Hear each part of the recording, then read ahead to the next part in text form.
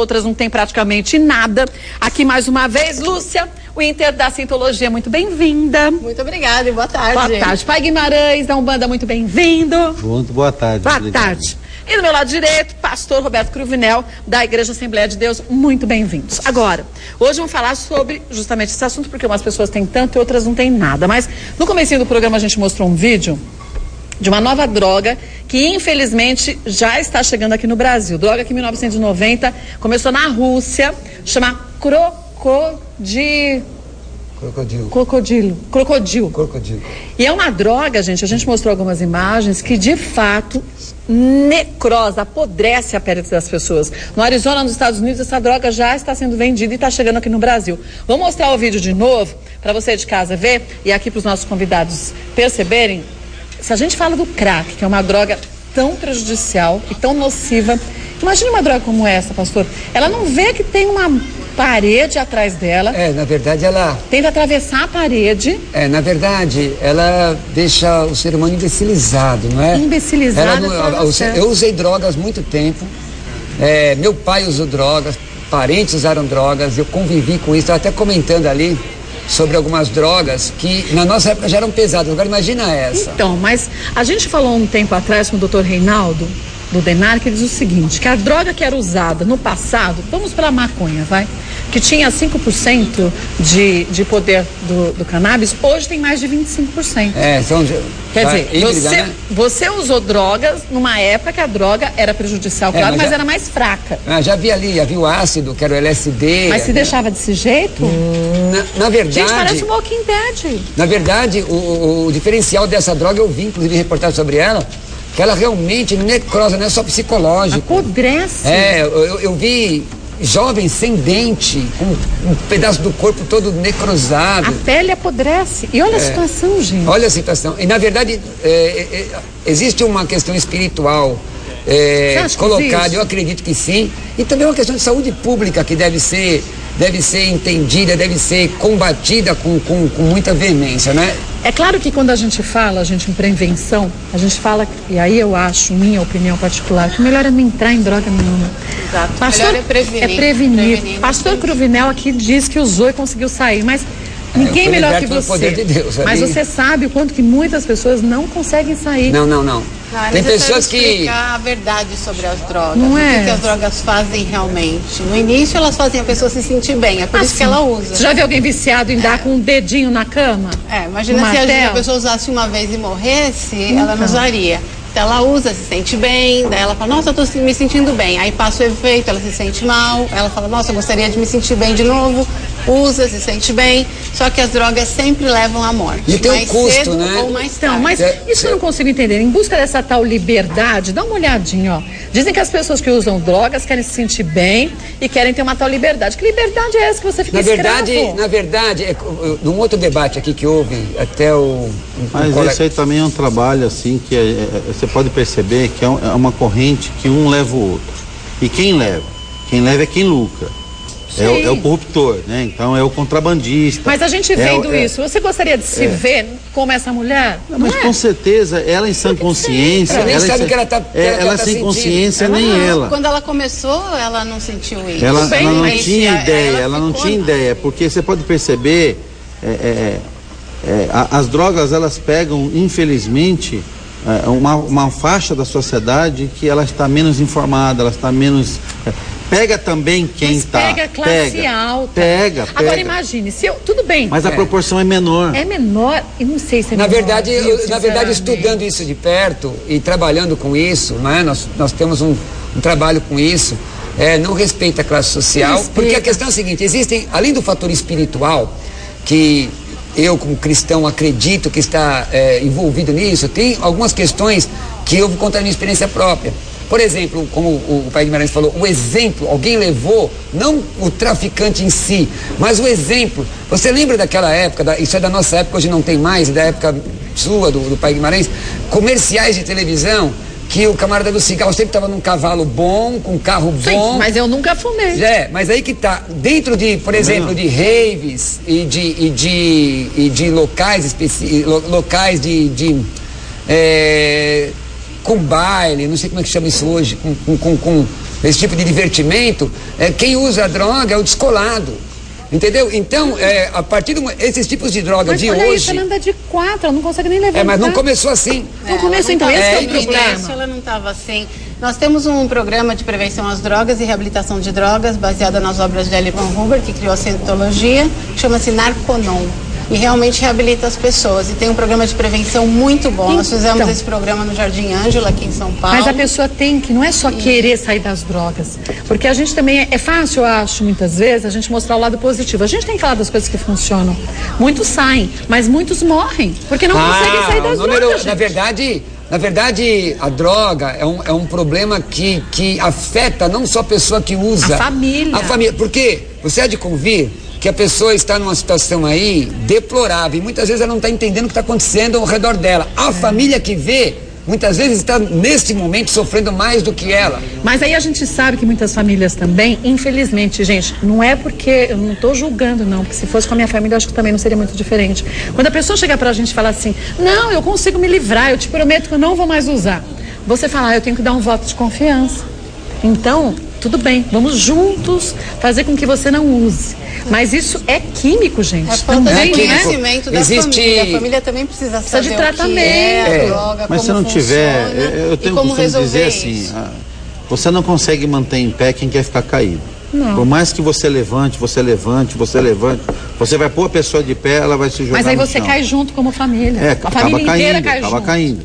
Então, na verdade, precisa existir um amparo psicológico nessa pessoa para ela poder se fortalecer interiormente, porque ela precisa passar a ter vontade e desejo de lutar contra aquilo que está dentro dela. Se essa pessoa não tiver essa vontade de lutar contra essa doença que impregnou na alma dela e que ela se tornou escrava, partindo dela principalmente. Então, no primeiro momento, a família apoia, o Estado tem que apoiar para poder tirar ela de uma situação como essa senhora está ali, essa pessoa está totalmente inconsciente. A hora que você traz ela para a consciência, e se ela não tiver essa força de vontade interior, mas trabalho é perdido. O crocodilo diz que na terceira vez que você usa, ele já necrosou uma parte do seu corpo, você já teve uma perda significativa de neurônios. Isso é irreversível. Não, terceira vez que você começa com o crocodilo, ela começa com outras. Maconha e tal. Mas tem uma questão que é interessante aqui, que é bom a gente até falar aqui, tem milhões de pessoas nos assistindo, que a dependência química, muitas vezes, não tem muito a ver com a força de vontade, a pessoa não tem mais isso. Ela já é escrava, ela já está. Então, existe, por exemplo, o caso da Getsemane, que já esteve, o pessoal da Getsemane esteve aqui, que faz internação involuntária.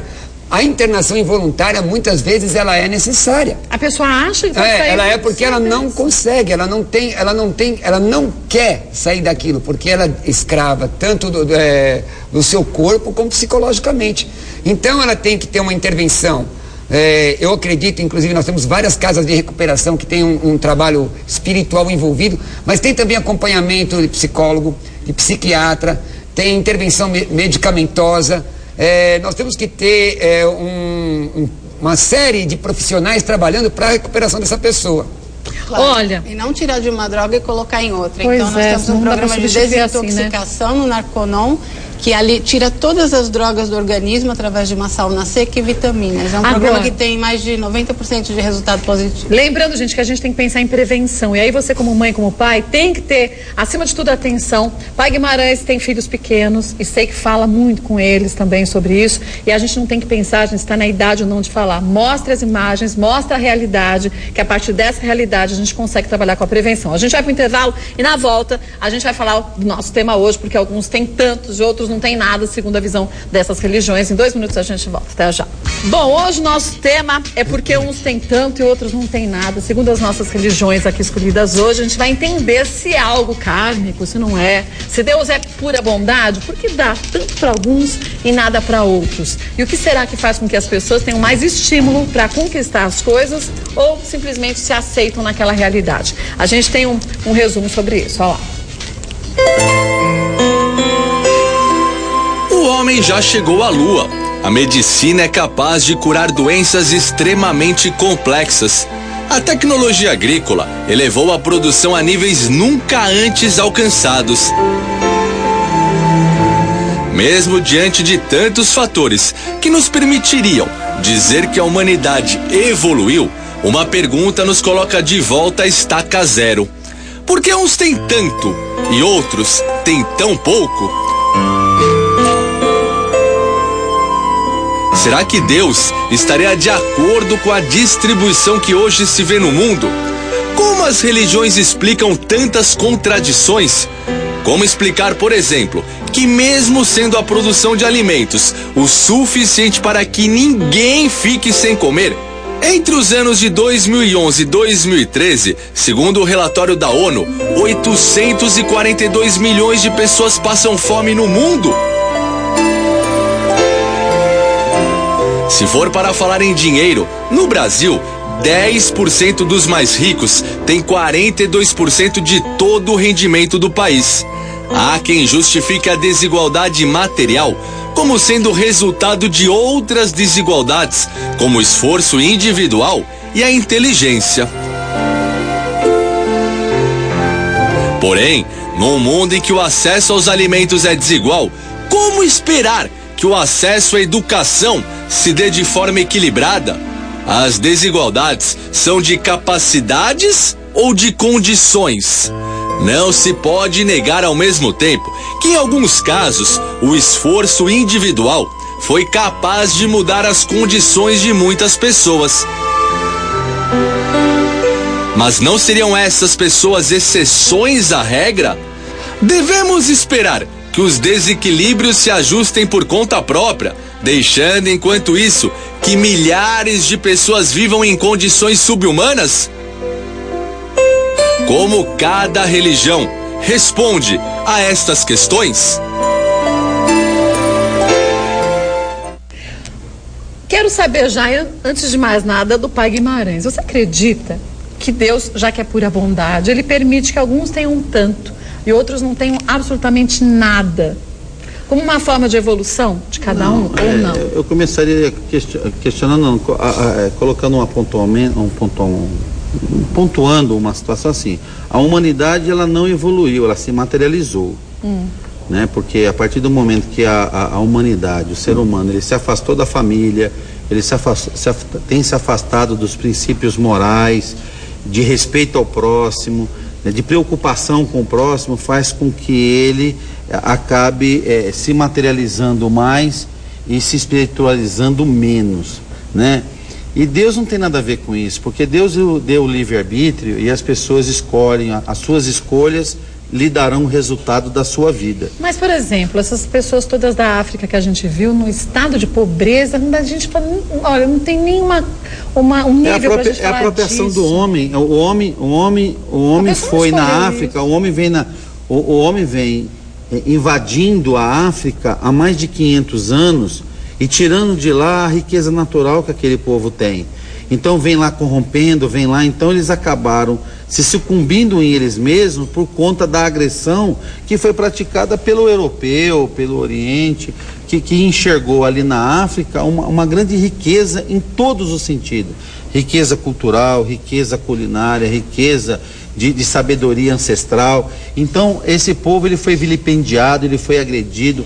E isso você acaba vendo também que essa situação acabou se ramificando. Hoje no Brasil, você vê, como foi falado ali, os mais ricos. Então, as pessoas mais ricas, elas preferem ver o alimento estragar na sua geladeira, porque ele quer sentir o prazer da fartura, daquela mesa farta, em vez de ele ter uma postura de ser humano solidário, porque na hora que ele está no desespero ele reza para Deus, mas ele esquece que ele não está numa prática em concordância com Deus. Mas a gente também não pode esquecer que a gente tem uma forma errada de distribuição de alimentos. Mais de 40% dos alimentos, quando saem do campo e chegam para a cidade, ficam pelo meio do caminho. Tem a questão de atravessadores. Até fazendo uma reflexão sobre aquilo que o Pai Guimarães falou, o continente africano, na verdade, é berço da civilização mundial.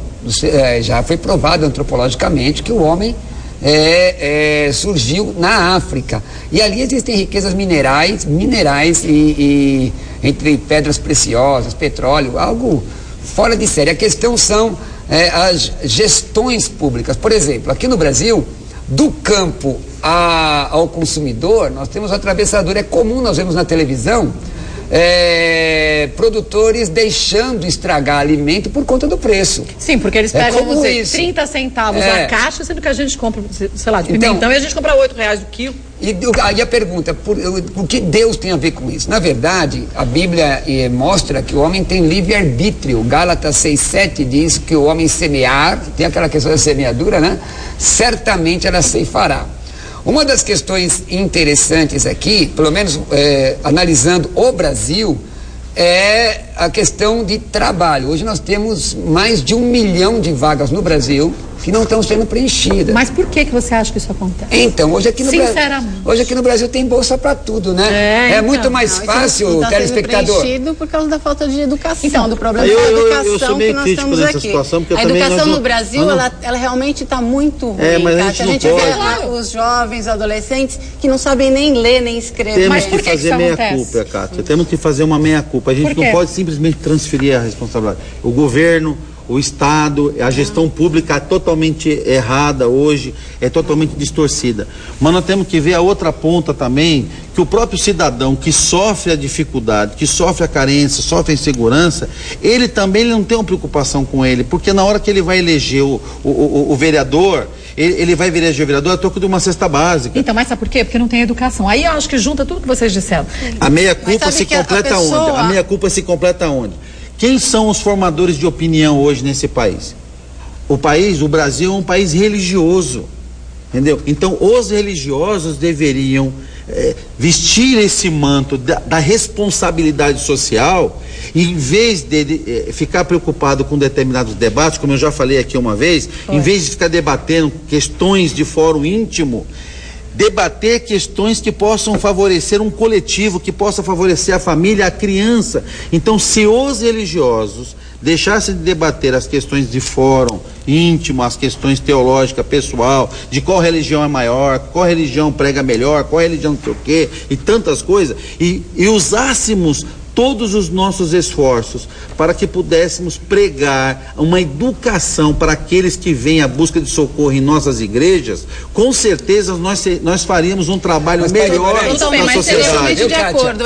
Seria um mundo ideal. Eu faço isso o tempo todo. Eu ensino como estudar e eu distribuo esse livro, que é um código moral baseado no bom senso. Só vai ler o livro quem já tem essa ideia. Mas olha, essa questão que o Pai Guimarães falou, o Pai Guimarães falou, depende muito do tema do debate. Se o tema do debate é religioso, vamos discutir religião. Se o tema do debate é social, então vamos discutir aspectos sociais. Porque em questões religiosas... Como é que você consegue debater? Como é que o senhor consegue debater social? Como é que o senhor consegue debater social sem religioso? Ou religioso sem social? Onde desatrela? Se o tema do debate é doutrinário, telespectador, então nós vamos debater doutrina, vamos analisar as doutrinas várias que foram expostas. Agora, quando a questão é social, aí, embora o Pai Guimarães me interpele aí, mas eu vou continuar no viés dele, nós podemos nos irmanar com relação à questão social. Então vamos lá. Nós somos formadores de opinião. Todos os religiosos, não só os religiosos, como artistas, como escritores, como pessoas que podem influenciar através da mídia, são formadores de opinião. O que nós vemos o quê? Nós vemos o que agora? Uma influência muito rasa do ponto de vista político. Mas por quê? Porque cada um só olha para o seu próprio umbigo. Então, vamos lá. Você vai votar o ano que vem, telespectador. Você vai votar em quem vai te dar o quê? Uma dentadura? Você vai votar você que é pastor, que é do meu métier, você vai votar em quem te der um telhado? Você está cometendo um crime. Você não pode votar em troca de um telhado, em troca de um carro para a sua comunidade. Você tem que votar em quem vai nos representar e representar bem. A questão aí não é exatamente de religião, mas de capacidade de apresentar propostas que possam melhorar o Brasil. Nesse viés eu concordo com o Pai Guimarães, nesse viés.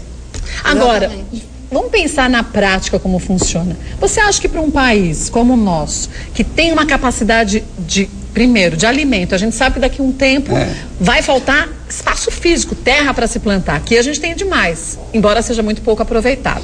As pessoas não sabem muitas vezes que é muito melhor você criar gado, que você desmata, joga o gado e esquece, do que você plantar, porque o governo não dá incentivo para isso, né? Quer dizer, tá bom, eles dão incentivo, eles te dão uma forma de você conseguir pegar esse dinheiro, mas depois você perde tudo por uma chuva e você fica devendo pro governo. Aí você faz o quê? Você dá um bolsa. Dá uma Bolsa Família, dá um kit leite, dá um kit aliás, não sei o quê. Bolsa Família agora até estrangeiro tá. Você viu aí na televisão? Então. Tem estrangeiro recebendo Bolsa Família. Como é que pode um negócio desse? Meus irmãos. Não, dá o anzol, dá a vara. E a questão não é ser, não é ser de direita, de esquerda. Então, mas a gente vê que as pessoas querem, Kátia, nas bienais do livro que eu participo, no programa de rádio que eu faço, o que as pessoas mais querem quando eu divulgo a técnica é a técnica de estudo. As pessoas querem aprender a estudar. As pessoas querem aprender a estudar, aquelas que já têm uma visão que o estudo é importante. Mas muitas estão mal acostumadas, e aí a gente vê fim de ano como acontece, como o pastor disse muito bem, tem muitos empregos e pouca gente atrás. Eu tenho funcionários na minha casa. Dá fim de ano, todo mundo quer debandar. Aí chega e pergunta, 4 meses na sua casa. E aí eu vou ter férias? Você fala, gente, 4 meses que tu tá trabalhando, como tu vai ter férias? Não, aliás, falta bom senso para um texto bíblico que se aplica, um texto bíblico que se aplica a todo mundo é Provérbios 6, quando diz, vai ter com a formiga preguiçoso. Então tem que trabalhar, gente. Você trabalha pouco? Eu trabalho muito. Você trabalha pouco? Nós vivemos num país que tem feriado que não acaba mais. Então. Vai vendo. Você tem Bolsa Família, Bolsa Reclusão, Bolsa, nem sei, é tanta bolsa que parece uma mas boutique. Mas tem escola decente para mas não podemos Sim, colocar deixa eu só terminar o raciocínio, Nós temos que atacar vários pontos. Eu sei que é essa a questão, vários pontos. Questão de saúde, questão de educação. Tudo começa com quem nós vamos colocar lá. Quem vai nos representar. É que já chegou num ponto que você tem que dar bolsa. Hoje o brasileiro, ele vota assim, ó. É o seguinte, eu vou aproveitar o dia, então eu vou votar logo cedo, ou vou fazer o que eu tenho que fazer, vou passear cedo, vou votar à noite, ou vou justificar, que é baratinho, não é? Eu vou justificar o voto. E nós estamos vivendo num país que cada vez tem mais corrupção, e não é num partido só, é um bocado deles, vai aparecendo aí. Quando é que nós, enquanto sociedade, vamos tomar pé que o país é nosso? Mas a gente é responsável com o que está acontecendo com o país. Concorda, Pai Guimarães? Eu concordo. Todos nós somos corresponsáveis. Não adianta querer colocar a culpa só na Bolsa Família, nisso, naquilo. Eu acho que o princípio de tudo começa... eu não posso falar do ator, do jogador de futebol, eu posso falar do segmento que eu represento. Eu represento um segmento religioso. E eu vejo que os homens que estão à frente, que são os líderes religiosos nesse país, que mobilizam massa, que mobilizam milhares de pessoas, cada um dentro do seu segmento, deveriam sim, são corresponsáveis principais, eles deveriam sim se preocupar em ir naquela família carente lá e levar para ela uma cultura. Que eles não fazem isso, alguns não fazem. A grande maioria não faz, a grande maioria está preocupada com o poder também. O mesmo poder, o mesmo segmento religioso que ataca o político corrupto é o mesmo segmento religioso que incentiva e alimenta a corrupção. Mas não é lei de Gerson? Exatamente. Então, quer dizer, o mesmo religioso. Então a hipocrisia daquele que aponta, ele não percebe que ele está no mesmo, ele é o problema. Ele é o elemento causador da divisão, da fragmentação, mas eu acho que porque ele promove. Me dá um pouco mais de clareza, só para eu entender. Por exemplo, nós temos a bancada evangélica. Clareza, vou te dar um exemplo para o senhor da clareza. Espera um pouquinho que eu já venho, a gente dá os exemplos todinhos e a gente vai saber direitinho. Eu acho que quando a gente fala em liderança religiosa, a gente não pode esquecer que a gente não está dizendo que essa liderança ou aquela age da forma correta. Somos todos brasileiros. Então, e a minha pergunta... Você vê o exemplo que eu quero dar? Quer ver um exemplo de... Só minha pergunta para o Pai Guimarães. Por exemplo, nós temos uma bancada evangélica, não é? E não me parece não existir uma bancada católica. Inclusive o padre Juarez falou aqui, padre não se candidata. Eu participo de um fórum. Mas não tem essa orientação. Eu participo de um fórum chamado Logos Apologética de cristãos, sejam evangélicos e católicos, e a visão é entendimento político. Quando o Pai Guimarães faz essa colocação, a minha pergunta para ele é o seguinte: Pai Guimarães, porque me dá a impressão que o senhor está dizendo que quem cobra contra a corrupção sendo religioso é hipócrita. Não falo nada disso. Não, para dar um entendimento, eu quero um entendimento. Se eu entendi errado, o senhor me auxilia. Não é? Tem a hipocrisia de você cobrar um camarada que é corrupto. Por exemplo, a bancada evangélica está cheia de corruptos. Você pode provar? Tem padre, tem pastor no Rio de Janeiro sendo preso que estava no mensalão. Qual o nome? Qual o nome dele? Eu não sei, não lembro o nome dele, mas o senhor sabe quem é. Agora não é nessa área. O exemplo que eu quero dar de um trabalho social. Só uma coisa. A gente não está aqui falando que os evangélicos são perfeitos, que os umbandistas são péssimos, que a cientologia não presta. Eu não estou falando de segmento religioso, estou falando do religioso. Porque o que me deu preocupação é porque ele fez o Pai Guimarães, que é meu amigo, fez a seguinte colocação: eu acabei de cobrar com relação à corrupção.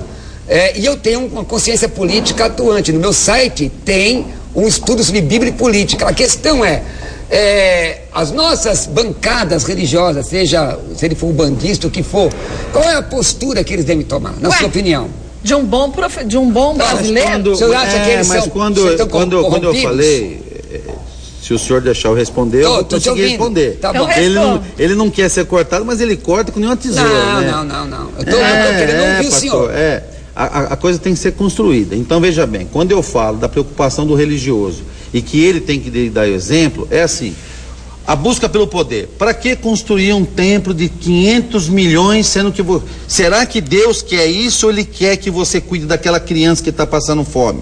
Esse é o meu ponto de vista como religioso. Então eu não vejo que diante de uma sociedade que está perdida nos seus valores, exista a necessidade de se construir grandes templos para se ostentar e se mostrar em valores. Eu acredito que esses valores, e não só essas igrejas, mas também o governo gastar dinheiro com coisas que não constrói, se fosse melhor direcionado, então nós poderíamos dar um exemplo de uma melhor sociedade com uma melhor distribuição. Só que todos nós somos corresponsáveis, e quando eu falo nós não podemos apontar porque nós somos também, é porque nós não... Aquela coisa, eu procuro não ver o que o meu está fazendo e me defendo apontando o que os outros não estão fazendo.